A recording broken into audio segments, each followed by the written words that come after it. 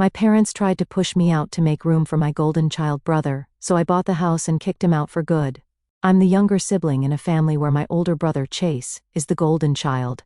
If you've ever heard the term golden child, just know my brother could be the poster boy for it. Chase has always been the favorite, and my mom doesn't even try to hide it.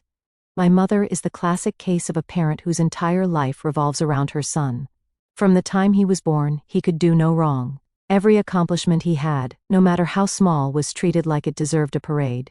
Meanwhile, I could have won a Nobel Prize, and it'd just be, "Oh, that's nice, dear." Did you hear Chase got a B+ in math? Growing up, everything revolved around Chase. He always got the best toys, the first pick of whatever, and he never shared. I remember being 5 years old, begging to watch The Little Mermaid, but Chase insisted on Jurassic Park. So, guess what we watched? My mom's reasoning was, "Well, he's older, sweetie." That was pretty much the theme of my childhood. When Chase went off to college, I thought I'd finally get a break, but no, my mom acted like the world was ending. She was inconsolable, constantly saying how much she missed her baby boy, and how quiet the house felt without him. I was still there, by the way, but apparently, I didn't count. She'd call him multiple times a day, email him, and even send him care packages weekly. I don't think I've ever received a care package in my life, but sure, Chase needed one every 7 days. Chase's engagement and marriage. After Chase graduated, he got engaged to his longtime girlfriend, Harper. She's honestly nice, and I've got no beef with her. But that engagement brought out a new level of crazy in my mom. She treated it like it was her own wedding. I'm talking about obsessing over the venue, picking out decorations, and even buying a dress that looked suspiciously bridal. Harper was gracious about the whole thing, but I could tell she wasn't thrilled about my mom trying to steal the spotlight. Chase and Harper settled in Austin after they got married.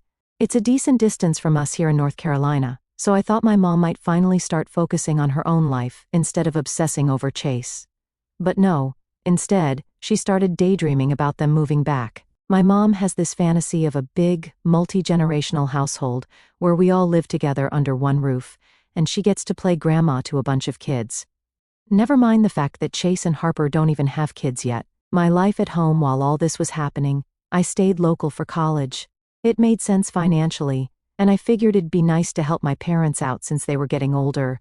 After I graduated, I landed a pretty decent job in the city, and decided to keep living at home. It was convenient, my job was only a 15-minute drive away, and I figured I'd save up some money while helping out around the house. Plus, my parents had mentioned several times that they planned to leave me the house someday. My mom used to say things like, "One day, this place will be yours, and your dad and I will move to Texas to be closer to Chase and Harper's kids." Of course, that was before it became clear there weren't going to be any grandkids anytime soon. For the past few years, I've been covering most of the bills. My parents retired early, and while they have a little bit of savings, it's not enough to cover everything. So, I've been the one keeping the lights on, paying for groceries, and making sure everything gets taken care of. It hasn't been easy, but I didn't mind too much. I thought I was doing the right thing by supporting my family. Besides, it's not like Chase was contributing. He rarely even visits. The last time I saw him was Thanksgiving 2 years ago, and even then, he spent most of the time complaining about his life in Texas. Lack of appreciation now. You'd think my parents would appreciate the fact that I've been holding down the fort all these years. But no, instead my mom spends most of her time talking about how much she misses Chase, and how she wishes he'd move back home. It's exhausting. Anytime we sit down for dinner it's, "Do you think Chase and Harper will ever move back? It would be so nice to have them here, don't you think?" She even has this idea that she and Dad could convert one of the spare rooms into a nursery for when they finally have grandkids. Never mind that they don't even have a spare room because they turned Chase's old bedroom into a home office years ago. Speaking of the home office, let me tell you about that. After Chase moved to Texas, my dad decided to remodel his old room.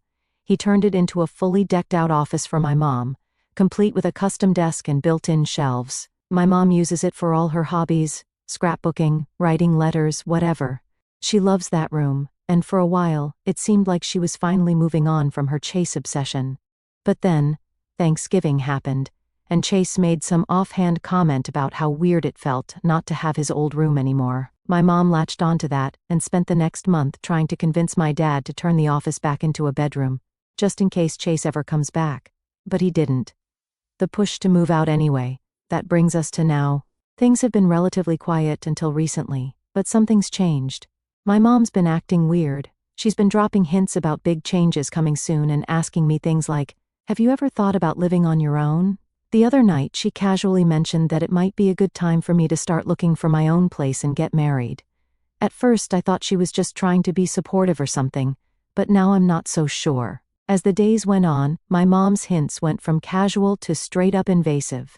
She kept asking questions like, "Do you ever feel like you're missing out on life?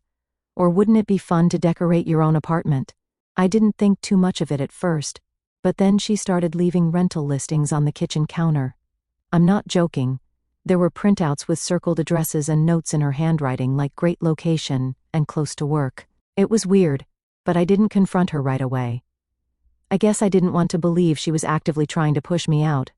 But things got clearer when my dad started dropping comments too. Now, my dad is usually the quieter one between my parents. He mostly keeps to himself and avoids family drama. So when he suddenly started saying things like, "You're not a kid anymore. Don't you want your own space? Or you can't live with your parents forever. You have to get married or move out," I knew something was up. For context, I'm 27, so yeah, maybe living with my parents isn't ideal, but I've been doing it for practical reasons. It's not like I'm freeloading. I've been paying for everything.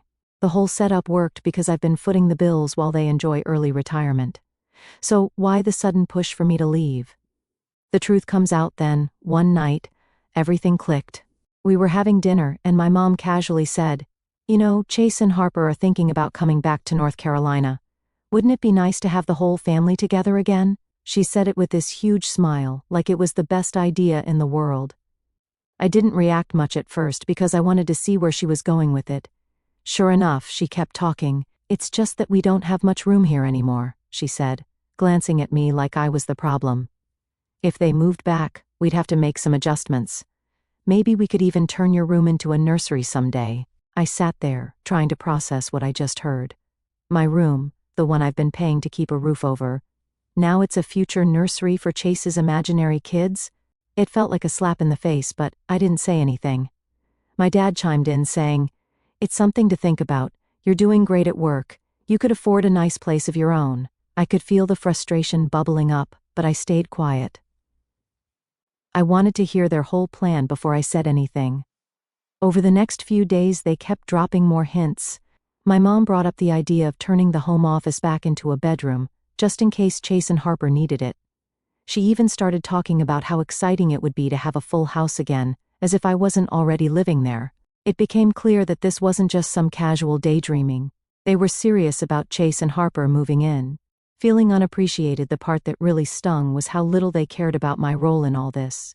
I've been supporting them for years. I'm the reason the mortgage gets paid, the utilities stay on, and there's food in the fridge.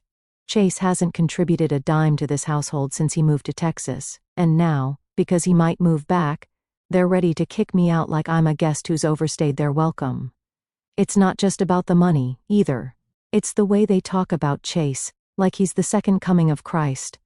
My mom keeps going on about how hard it must be for him to be so far from family. "He's always been such a family-oriented person," she said the other day, as if the man didn't willingly move to another state and barely call home.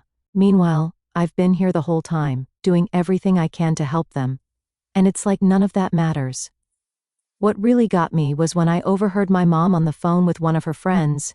I wasn't trying to eavesdrop, but she was talking loud enough for the whole neighborhood to hear. She was going on about how perfect it would be if Chase moved back, and how she couldn't wait to have Harper around to help out with the cooking. I didn't hear her mention me once, not my name, not my contributions, nothing.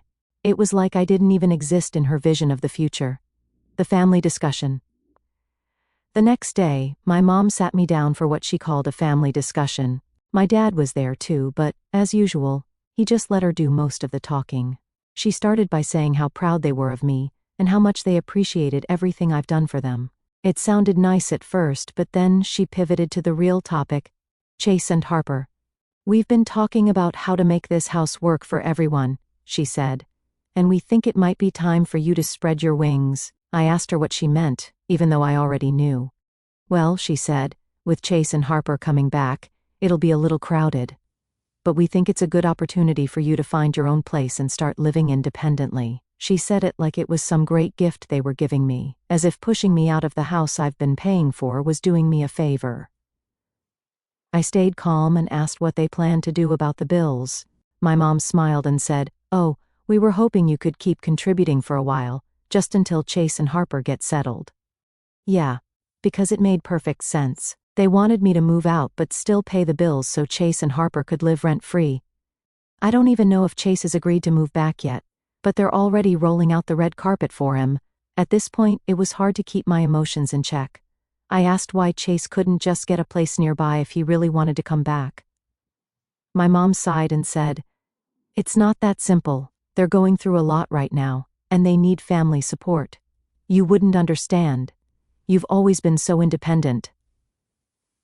She said it like it was a bad thing, like my independence was some kind of character flaw. The conversation ended with my mom asking me to think about it and let them know what I decided.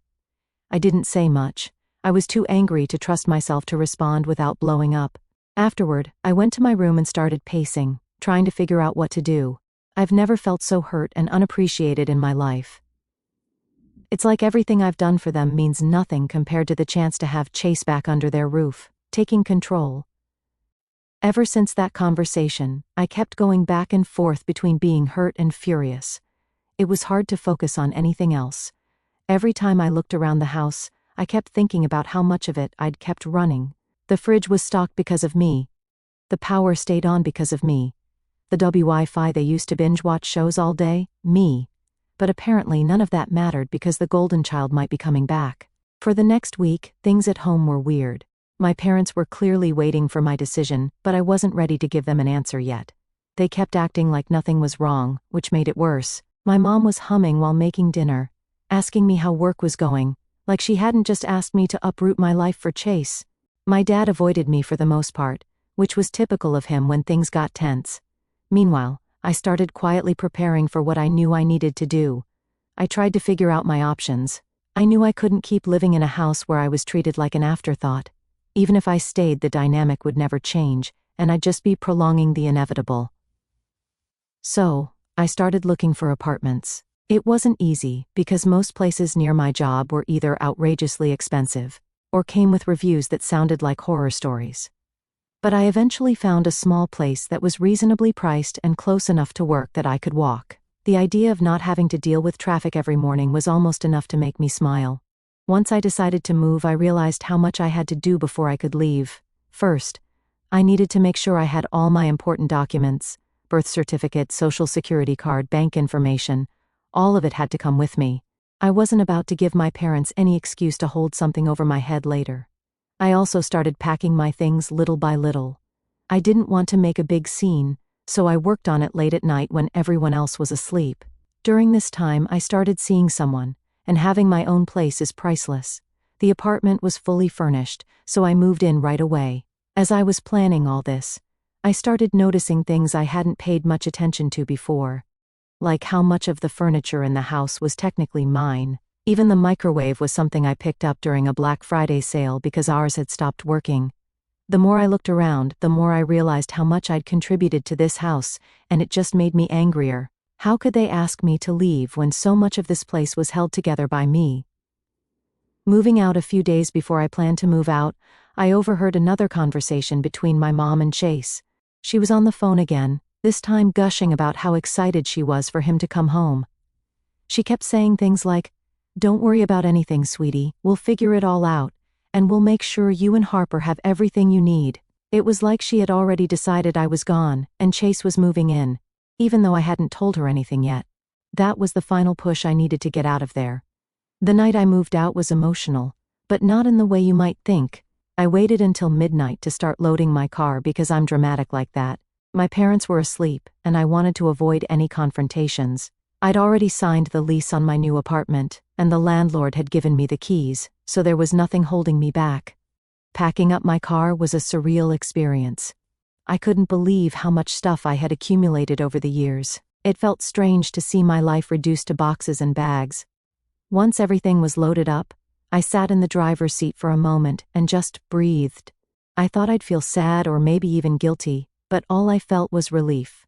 I was finally doing something for myself, and it felt good. Before I pulled out of the driveway, I sent a quick text to my mom. "I've moved out. The bills are your responsibility now. Good luck with that." It wasn't the most graceful exit, but I didn't think they deserved much more than that. The aftermath: the next morning, my phone blew up with calls and messages from my mom. She left several voicemails, each one more frantic than the last. The first one was just her saying, "What's going on? Did you leave? Call me back." By the third voicemail, she was practically yelling, demanding to know where I was and why I hadn't told her I was leaving. I didn't respond. I blocked her, my dad, and Chase on every platform I could think of. I even blocked Harper, just to be safe. I knew they'd try to guilt me into coming back, and I wasn't about to let that happen. I focused on adjusting to my new apartment. It was small but cozy, and it already felt more like home than my parents' house ever did. I spent the first night unpacking and setting up my space. It was a little overwhelming, but it was also exciting. I finally had a place that was entirely mine, where I didn't have to walk on eggshells or deal with constant comparisons to Chase. The next day, I called a few close friends to let them know what had happened. They were all supportive and said they couldn't believe how my parents had treated me. One friend even offered to help me decorate my new place, which was a nice gesture. It felt good to know I had people in my corner. Family drama continues, but just as I was starting to settle into my new life, I got a call that threw me off balance. It was from a neighbor back at my parents' house. She wanted to check on me because she'd overheard a big fight between Chase and Harper the day before. Apparently, Chase and Harper had already arrived at my parents' place, and things weren't going smoothly. After hearing about the fight from the neighbor, I felt a weird mix of relief and dread. Part of me thought, good, let them deal with their own chaos now. But another part of me couldn't stop wondering what was actually going on back there. I tried to push it out of my mind and focus on settling into my new life, but of course my family wasn't about to let me go that easily. A few days later, my Aunt Clara called me out of nowhere. She's my mom's cousin, but we all just call her Aunt Clara. She's one of those people who knows everyone's business and has no problem getting involved, even when no one asks her to. Honestly, I'd been avoiding her since I moved out because I knew she'd side with my parents.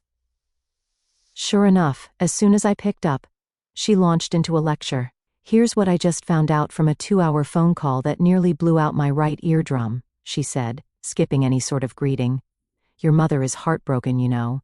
She's been crying nonstop since you left. How could you do this to her, to them?"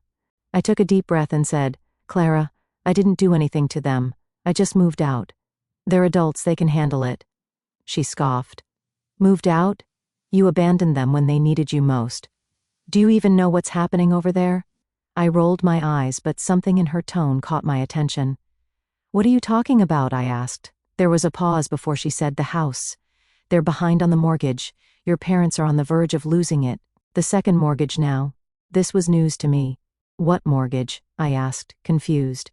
"They paid off the house years ago." "That's what you think," Clara said, clearly enjoying the drama. "They took out a second mortgage a couple of years ago. Apparently, it was to help Chase and Harper." "I can't believe you didn't know." My stomach dropped. I didn't say anything at first because I was too busy trying to process what I just heard. A second mortgage? For Chase and Harper?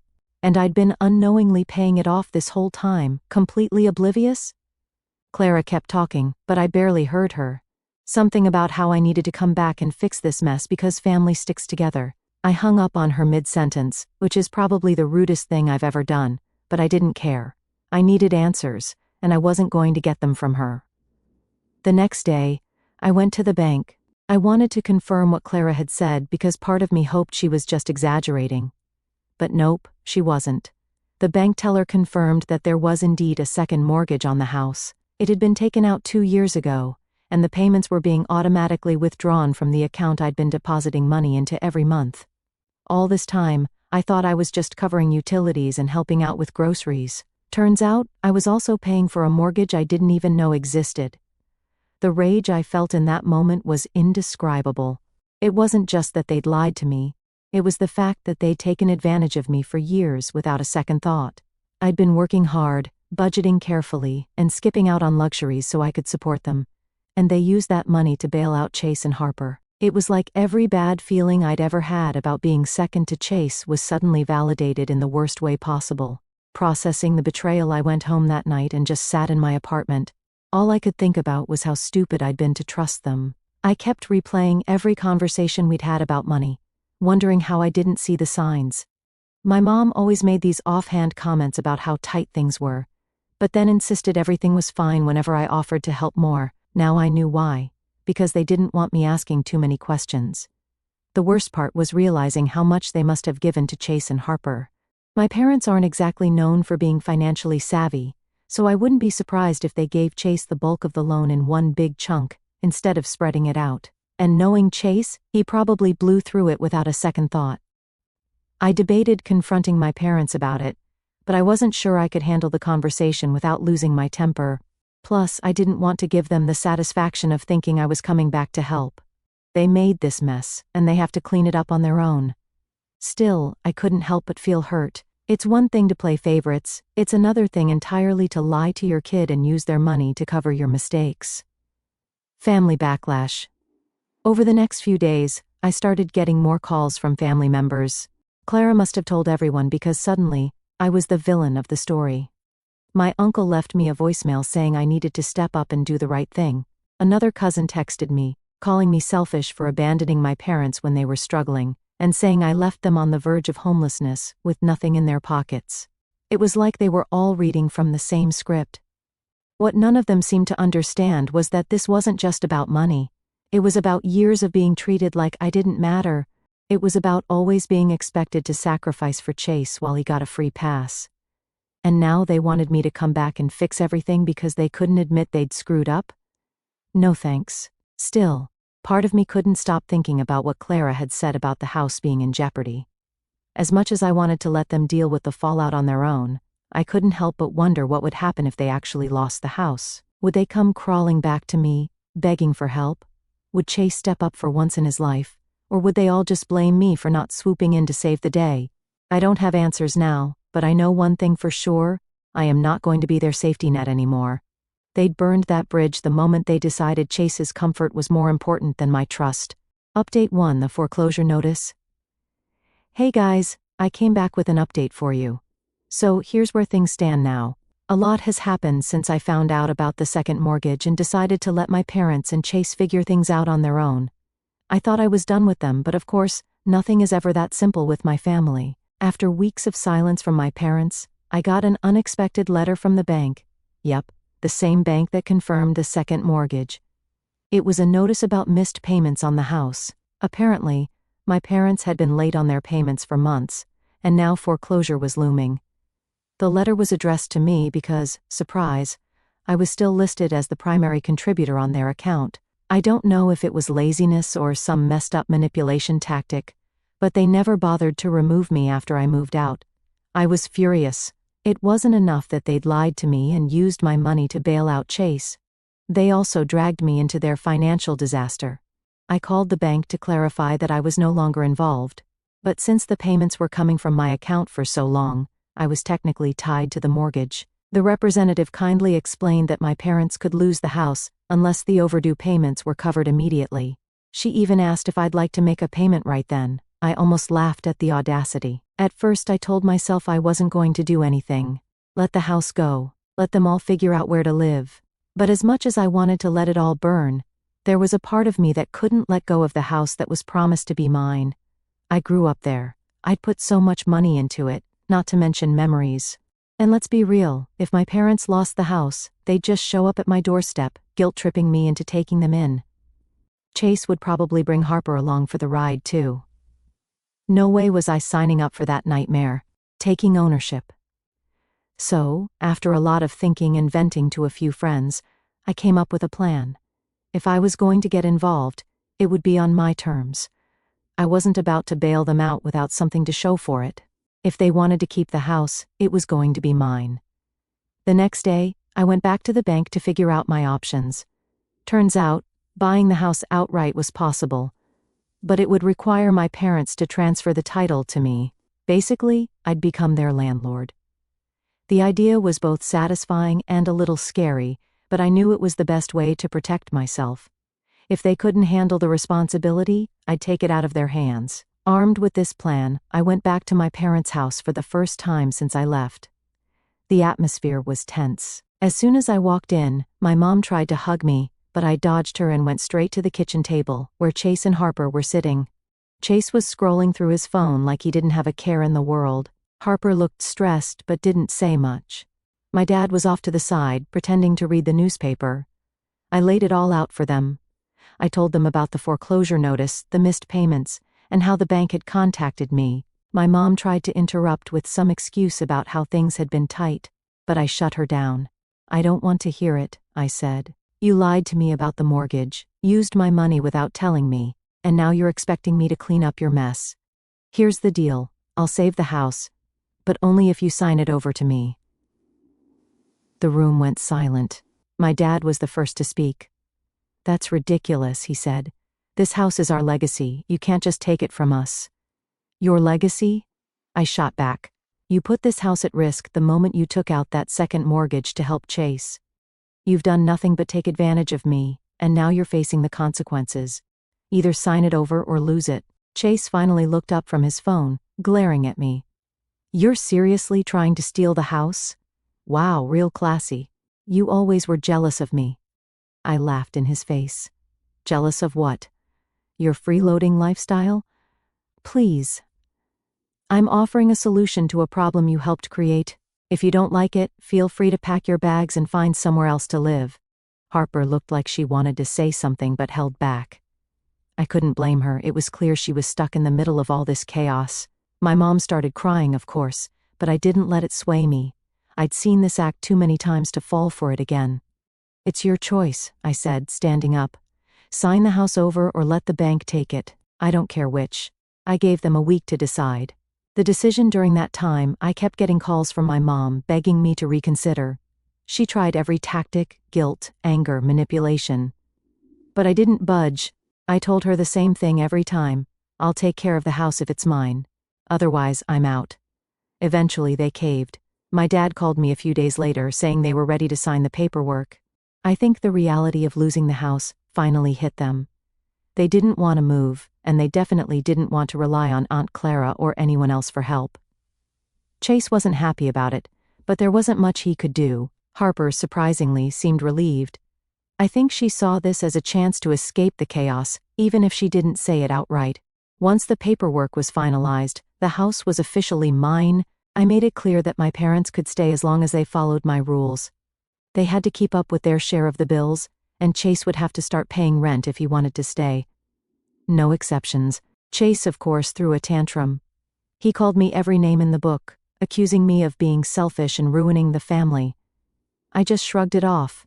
I'd spent enough of my life trying to please them, and I wasn't going to waste any more energy on his whining. Adjusting to the new reality. As for my parents, they seemed to accept the new arrangement, but things were definitely strained between us. My mom barely spoke to me unless it was absolutely necessary, and my dad kept his distance. I could tell they resented me for taking control, but I didn't care. For the first time, I felt like I had the upper hand. The fallout wasn't pretty, but I didn't regret my decision. I'd spent years being taken for granted, and it was time for me to take back what I deserved. The house was mine now, and I wasn't going to let anyone take that away from me. Final update, a new chapter. Hey everyone, it's been a while since I last updated, and things have changed a lot. I wanted to wrap up everything for those who followed this mess, so here's where things stand. After I officially took over the house, things got tense. As expected, Chase was furious. He called me names, accused me of being greedy, and even tried to guilt-trip our parents into siding with him. None of it worked. They knew the alternative was losing the house entirely, and I think they realized how serious I was about not letting them steamroll me anymore. Chase refused to pay rent. He said it was disrespectful for me to charge him anything and acted like it was beneath him to contribute. So, I gave him a deadline, pay up or get out. He didn't believe I'd follow through, but the day after his rent was due, I filed for eviction. He threw a fit and packed up to leave, dragging Harper with him. Harper, though, didn't stick around with Chase for long. A few weeks later, I heard through a mutual acquaintance that she left him. She got a new job, found her own place, and seems to be doing well. I can't say I blame her, she was stuck in an impossible situation with him. Good for her for getting out. As for my parents, they've stayed in the house under my conditions. They handle their share of the bills now, though there's still some resentment between us. I think my mom's dream of having Chase and Harper close by is officially dead, and she doesn't quite know how to handle it. My dad, to his credit, has kept things civil. We're not exactly close, but at least we're not at each other's throats. Honestly, things are calmer now. The house is quiet, and I'm finally starting to feel like I have control over my life again. It's not perfect. Family relationships rarely are. But I don't regret the decisions I made. For the first time in a long time, I feel like I'm not just a supporting character in someone else's story. That's it for now. Thanks to everyone who gave advice and support along the way. It helped me more than I can say. Who knows? Maybe I'll be back someday with another update, but for now, I'm just focused on moving forward.